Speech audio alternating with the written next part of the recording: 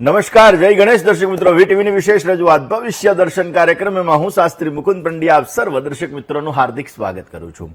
દર્શક મિત્રો, આજે શનિવારનો દિવસ. શનિવારે ખાસ કરીને હનુમાનજીની આરાધના, અને એમાં પણ શનિને લગતી પનોતી હોય, શનિને લગતી સમસ્યા હોય, શનિને લગતી મહાદશા હોય, આ દરેક સમસ્યાઓના નિરાકરણ માટે હનુમાનજીની આરાધના આપણા જીવનની અંદર મનોકામનાઓને પૂર્ણ કરે છે. એવું કહેવાય છે કે આ કષ્ટભંજન દેવની પૂજા, આ કષ્ટભંજન દેવની આરાધના આપણા જીવનની અંદર સમૃદ્ધિનું વરદાન આપે છે. હવે દર્શક મિત્રો, ખાસ કરીને જોવા જઈએ તો હનુમાનજી મહારાજ માટે અલગ અલગ સ્તોત્રના પાઠ કરવાથી પણ એ સપ્ત ચિરંજીવીઓમાંના એક ચિરંજીવ હનુમાનજી મહારાજ આપણા ઉપર પ્રસન્ન થાય છે અને આપણી મનોકામનાઓને પૂર્ણ કરે છે. હવે દર્શક મિત્રો, હનુમાન ચાલીસાનો આપણે પાઠ કરતા હોઈએ છીએ, સુંદરકાંડનો પાઠ કરતા હોઈએ છીએ, કિષ્કિંધા કાંડનો પાઠ કરતા હોઈએ છીએ, હનુમાન બાહુકનો પાઠ કરતા હોઈએ છીએ, આવા અલગ અલગ સ્તોત્રનો પાઠ કરતા હોઈએ છીએ. પરંતુ એક એવું અષ્ટક છે કે જેની અંદર 8 શ્લોક આપેલા છે, અને દર્શક મિત્રો એટલા માટે જ એને અષ્ટક કહેવામાં આવે. ને આ હનુમાન અષ્ટકનો પાઠ કરવાથી જીવનમાં સમૃદ્ધિનું વરદાન મળે છે. આ અષ્ટકનો પાઠ કરવાથી આપણા જીવનની અંદર કોઈ સમસ્યા હોય, કોઈ તકલીફ હોય, કોઈ પણ પ્રકારના જીવનની અંદર તકલીફોનો સામનો કરવો પડતો હોય તો અવશ્ય એ આપણા જીવનની અંદર સુંદર મજાનો લાભ આપી શકે છે અને આપણા કાર્યોને સિદ્ધ કરી શકે છે. એટલા માટે દર્શક મિત્રો, આજે આપણે વાત કરવાની છે હનુમાન અષ્ટકની. હનુમાન અષ્ટકનું મહત્વ શું છે? હનુમાન અષ્ટક દ્વારા કેવી રીતે તમે તમારા શનિ અને મંગળ ગ્રહોને બલવાન કરી શકો, કેવી રીતે એને લગતી સમસ્યાને તમે દૂર કરી શકો, આ દરેક વિષયો ઉપર આપણે ચર્ચા કરવાની છે. પરંતુ શરૂઆત આજના પંચાંગથી કરીએ. દર્શક મિત્રો, આજના પંચાંગની જો વાત કરવામાં આવે તો આજે તારીખ 8/8/2026 અને શનિવારનો આજે દિવસ બની રહ્યો છે. આષાઢ માસ કૃષ્ણ પક્ષ અને એની દશમી કહેતા આજે દશમની તિથિ છે, જે બપોરે 1:58 સુધી છે. ત્યારબાદ એકાદશી તિથિનો પ્રારંભ થશે. આજે રોહિણી નામનું નક્ષત્ર રહેશે, ધ્રુવ નામનો યોગ રહેશે, જે સવારે 9 વાગ્યા સુધી છે, અને ત્યારબાદ વ્યાઘાત નામના યોગનો પ્રારંભ થશે. અત્યારે વિષ્ટિકેટા ભદ્રા નામનું કરણ છે, અને 12 રાશિઓનું ભવિષ્ય કથન, જેના આધાર ઉપર કહેવામાં આવશે ચંદ્રમાનું ભ્રમણ આજના દિવસની અંદર વૃષભ રાશિની અંદર રહેશે. એટલે આજે જે કોઈ પણ બાળકોનો જન્મ થશે તેમની રાશિ વૃષભ રહેશે, જેના અક્ષર બ, વ અને ઉ રહેશે. તો આજે જન્મનાર બાળકોનું ભવિષ્ય સુંદર, સુખમય, આનંદમય, હર્ષમય, લાભમય રહે તેવી શુભકામના સાથે જય ગણેશ. દર્શક મિત્રો, વાત આજે આપણે કરી રહ્યા છીએ તુલસીદાસજીએ રચેલા હનુમાન અષ્ટકની. દર્શક મિત્રો, એ હનુમાન અષ્ટક એટલે એવું કહેવાય કે એક શક્તિશાળી સ્તોત્ર છે. દર્શક મિત્રો, આ હનુમાન અષ્ટકની અંદર 8 ચોપાઈ અથવા તો 8 છંદ આવેલા છે, અથવા 8 દોહા આવેલા છે. હવે દર્શક મિત્રો, જે હનુમાનજીના બાળપણથી લઈ અને રામચંદ્ર ભગવાનની સેવા સુધીના મહાન કાર્યો, એનું નિવારણ, શક્તિનું વર્ણન, આ બધી વસ્તુ હનુમાન અષ્ટકની અંદર કરેલી છે. એટલા માટે દર્શક મિત્રો, આ હનુમાન અષ્ટકનો પાઠ કરવાથી જ્યોતિષીય દ્રષ્ટિએ આપણા જીવનની અંદર કેવી રીતે લાભો મળી શકે, હનુમાન અષ્ટકનું મહત્વ શું છે, હનુમાન અષ્ટક દ્વારા કેવી રીતે તમે તમારા ગ્રહોને બલવાન કરી શકો, કેવી રીતે તમે તમારી મનોકામનાઓને પૂર્ણ કરી શકો, કેવી રીતે તમે તમારા જીવનની અંદર સુંદર મજાનો લાભ મેળવી શકો. દર્શક મિત્રો, ખાસ કરીને જોવા જઈએ તો હનુમાન ચાલીસાનો સામાન્ય રીતે આપણે લોકો રોજ પાઠ કરતા હોઈએ છીએ. ઘણા, કારણ કે અત્યારે આધુનિક યુગની અંદર, કલયુગની અંદર ખાસ કરીને જોવા જઈએ તો જ્યારે અંગ્રેજીનું વાતાવરણ ચાલી રહ્યું છે અને લોકો અંગ્રેજી ભાષા તરફ વળી રહ્યા છે, તો આપણી સંસ્કૃતિને ભૂલતા જાય છે. એના લીધે ઘણા ઘરોની અંદર ગાયત્રી મંત્ર પણ અમુક બાળકોને ના આવડતો હોય, હનુમાન ચાલીસા પણ ના આવડતી હોય. પરંતુ દર્શક મિત્રો, આપણા શાસ્ત્રોના મંત્રની અંદર એક અદ્ભુત શક્તિ રહેલી છે. નાસાથી લઈ અને અમેરિકાના વૈજ્ઞાનિકો સુધી આ બધાએ રિસર્ચ કરેલું છે કે આપણા મંત્રની શક્તિ એક એટલી બધી અદ્ભુત છે કે નાનામાં નાનો બાળક એટલે કે 3 વર્ષથી લઈ અને 60 વર્ષ સુધીના વ્યક્તિઓ ઉપર રિસર્ચ કરેલું છે કે આના દ્વારા આપણા જીવનની અંદર એક અદ્ભુત શક્તિ મળે છે.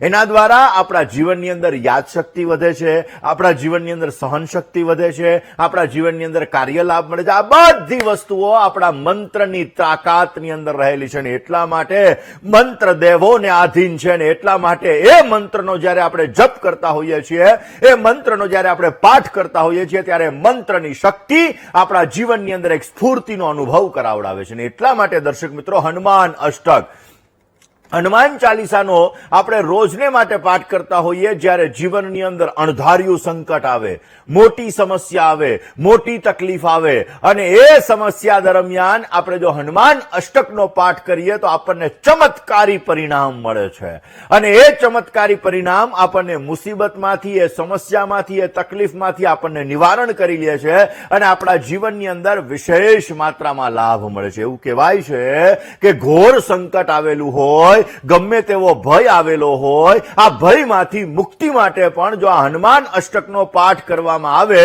તો પણ આપણા જીવનની અંદર લાભ મળે છે. એટલા માટે તો હનુમાન અષ્ટકના એક છંદની અંદર કીધેલું છે, કોણ જાનત હૈ જગ મેં કપિ સંકટ મોચન નામ તિહારી, કે હે હનુમાનજી મહારાજ, તમે ગમે તેવા સંકટ આવેલા હોય તો તમારા નામનો ખાલી જપ કરવાથી એ બધા સંકટો નાશ થાય છે, બધા સંકટો દૂર થાય છે અને એ બધા સંકટો ક્યાંક ને ક્યાંક જીવનની અંદર દૂર કરી શકાય છે. અને એટલા માટે દર્શક મિત્રો, રોગ, પીડા, શમન એટલે ગમે તેવા રોગો હોય કે જે રોગોની દવા આપણે કરતા હોઈએ અને એ રોગો જો મુક્ત ન થતા હોય, એ રોગોમાંથી આપણે મુક્ત ન થતા હોઈએ, અસાધ્ય બીમારી હોય, માનસિક સમસ્યા હોય, તો આ બધાની અંદરથી મુક્તિ માટે આ હનુમાન અષ્ટકનો પાઠ, આ સ્તોત્ર ચમત્કારી પરિણામ આપે છે. એવું કહેવાય છે દર્શક મિત્રો કે નેગેટિવ એનર્જી, નકારાત્મક એનર્જી, સ્વાભાવિક રીતે આપણે બધા વૈજ્ઞાનિક યુગની અંદર જીવી રહ્યા છીએ, આધુનિક યુગની અંદર જીવી રહ્યા છીએ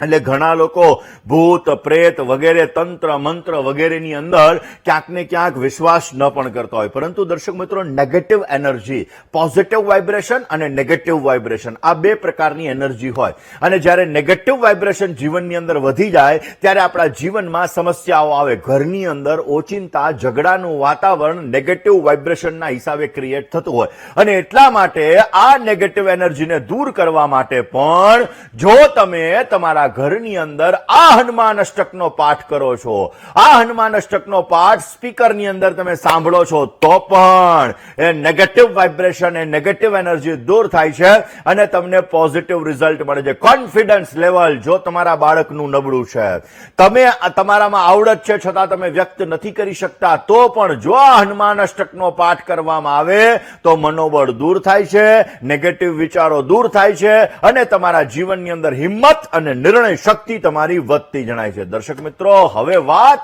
જ્યોતિષની દ્રષ્ટિએ કરીએ. દર્શક મિત્રો, જ્યોતિષ શાસ્ત્રની અંદર શનિ અને મંગળને ક્રૂર ગ્રહ કીધેલા છે.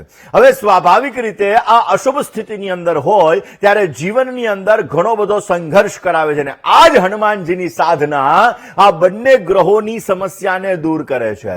દર્શક મિત્રો, મંગળ ગ્રહ, મંગળને ક્રોધનો કારક કીધો, મંગળને લોહીનો કારક કીધો, મંગળને જમીનનો કારક કીધો, મંગળને સંપત્તિનો કારક કીધો, મંગળને ભાઈ બહેનનો કારક કીધો અને મંગળને સાહસનો પણ કારક કીધો.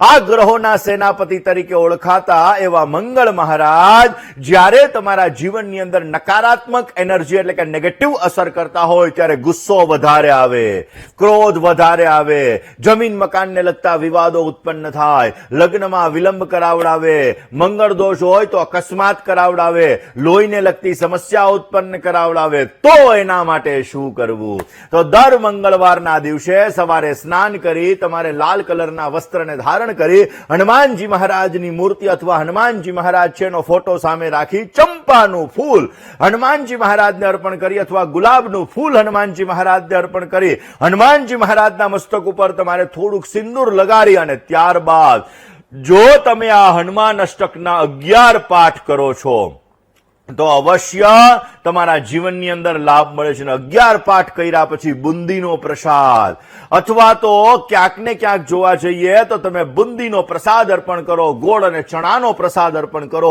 અને એ પ્રસાદ તમે ગરીબ વ્યક્તિને, નિર્ધન વ્યક્તિને તમે વેચો છો તો અવશ્ય મંગળને લગતી સમસ્યા, મંગળ તમારા જીવનમાં કર્જને લગતી સમસ્યાઓનું સર્જન કરતો હોય, મંગળ તમારા જીવનમાં કોર્ટ કચેરીને લગતી સમસ્યાઓનું સર્જન કરતો હોય, મંગળ તમારા જીવનની અંદર લગ્નને લગતી સમસ્યાઓનું સર્જન કરતો હોય, મંગળ દોષના લીધે લગ્ન થવામાં જો તમારે વિલંબ આવતો હોય તો આ હનુમાન અષ્ટકનો પાઠ કરવાથી અવશ્ય એ તમારી સમસ્યાઓ દૂર થાય છે અને તમને સુંદર મજાનો લાભ મળી શકે છે. દર્શક મિત્રો, શનિદેવથી તો લોકો ભયભીત બહુ વધારે થતા હોય અને એટલા માટે જ આપણે જોઈએ ને, શનિવારના દિવસે શનિ મંદિરે, હનુમાનજીના મંદિરે લોકોની એટલી બધી ભીડ હોય કે વાત ના પૂછો. જેવી રીતે હમણાં શ્રાવણ મહિનો આવશે તો ભોળાનાથના મંદિરે લોકો દર્શન કરવા માટે જશે, લોટો જલ ચડાવશે, લોટો દૂધ અર્પણ કરશે અને ભગવાનની ભક્તિ આખો મહિનો કરશે.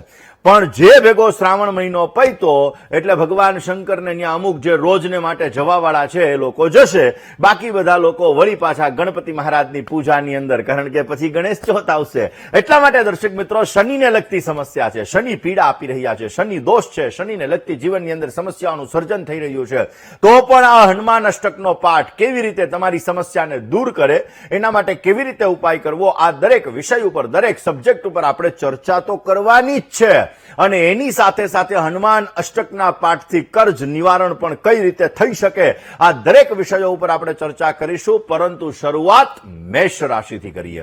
મેષ રાશિ કે જેના અક્ષર છે અલય, જેનો સ્વામી બને છે મંગળ મહારાજ. મેષ રાશિવાળા જાતકો માટે આજે માનસિક ચિંતાનો અનુભવ થતો જણાય. સ્વાસ્થ્ય બાબતે તમારે આજે સંભાળ રાખવી બહુ જરૂરી છે અને તમારા સ્વજનોથી આજે તમને નિરાશા મળતી જણાશે. આજના દિવસની અંદર ખર્ચ બાબતે થોડી ઘણી સાવધાની રાખજો. આજે તમારે વિશેષ લાભ જોઈએ છે તો 5 હનુમાન ચાલીસાના પાઠ કરો, તમારા દિવસની શરૂઆત કરો, પોઝિટિવ લાભ મળશે. વાત હવે વૃષભ રાશિની કરીએ. વૃષભના અક્ષર છે બાબાઉ, જેનો સ્વામી બને છે શુક્ર મહારાજ.